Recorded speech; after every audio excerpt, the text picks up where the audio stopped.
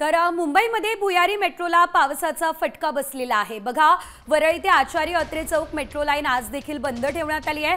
काल वरळीमध्ये भुयारी मेट्रो स्टेशनमध्ये पाणी शिरलं, शिवाय मेट्रो स्टेशनचा छत कोसळला, त्यामुळे सुरक्षेच्या कारणास्तव मेट्रो बंद ठेवण्यात आली असल्याची माहिती आहे।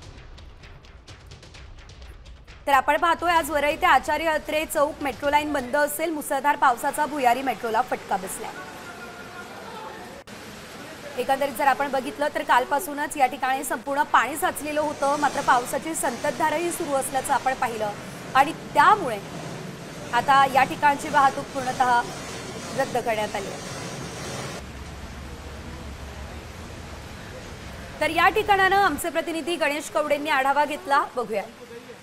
भूमिगत मेट्रो एक्वा लाईन 3 या एक्वा लाईन 3 मध्ये काल पाणी शिरलं होतं। आचार्य अत्रे जे मेट्रो स्थानक आहे आणि या मेट्रो स्थानकाच्या आतमध्ये आहे ते पाणी खरं तर शिरलं होतं आणि त्याच्यामुळे मेट्रो लाईनवर याचा परिणाम आहे तो झालेला पाहायला मिळत होता। मात्र आज देखील आचार्य यात्रे चौक हे मेट्रो स्थानक आहे ते बंद आहे, त्यामुळे भूमिगत जी मेट्रो आहे ती आरेपासून जी सुरू होते ती फक्त वरळीपर्यंत सध्या सुरू आहे आणि आचार्य यात्रे चौक यापर्यंतची मेट्रो आहे ती बंद असल्याचं देखील सांगितलं जात आहे।